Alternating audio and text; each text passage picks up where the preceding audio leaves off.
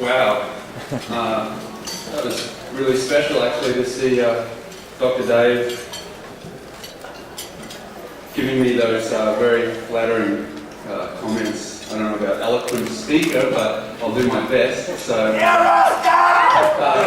firstly, I want to thank my parents, my crazy father in New Zealand, who has inspired me to basically walk my talk, to if I feel something strongly, to basically follow it and just do it. So he's a bit sick at the moment. So I send my love to my dad because he's very sick.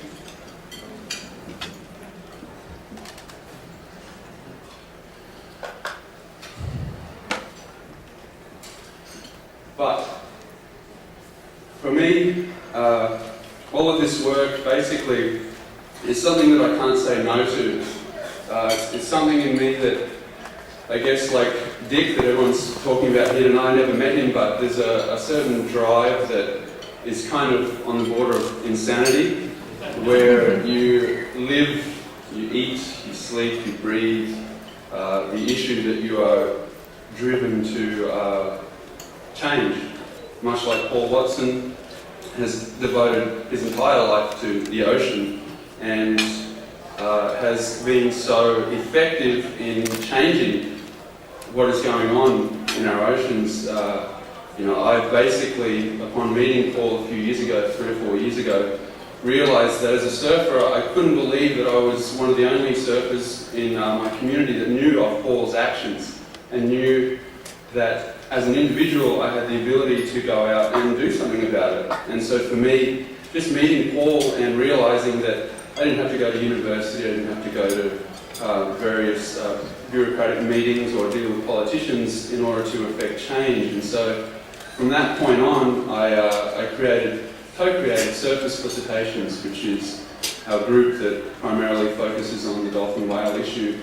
And just to share a short little story, I'm sure a lot of people have heard it before, but as soon as I co-founded the group, 2 days later I was surfing just down the coast from where I live in Byron Bay, Australia, and I was out surfing with a couple of friends, and we just registered our group and gone out for a surf, just a standard surfing trip on a little outer reef, and I had a tiger shark come down on myself and my friend about 2 meters away from the two of us, and my friend, in a very scared, kind of freaked out voice, was like, "Oh my God, there's a shark!" And this tiger shark was just about to hit us. But right at that moment, a dolphin, bottlenose dolphin, came out of right field, and I screamed, "But that's a dolphin!" And this dolphin T-boned this shark and pushed it away from me and my friend. For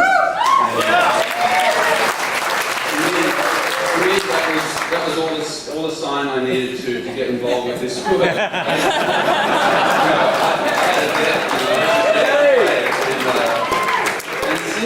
Since then, the most amazing things have been happening in my life. I've just been so fortunate to meet so many amazing, dedicated individuals in the environmental world, and people in this room who I didn't know of before getting involved in these issues.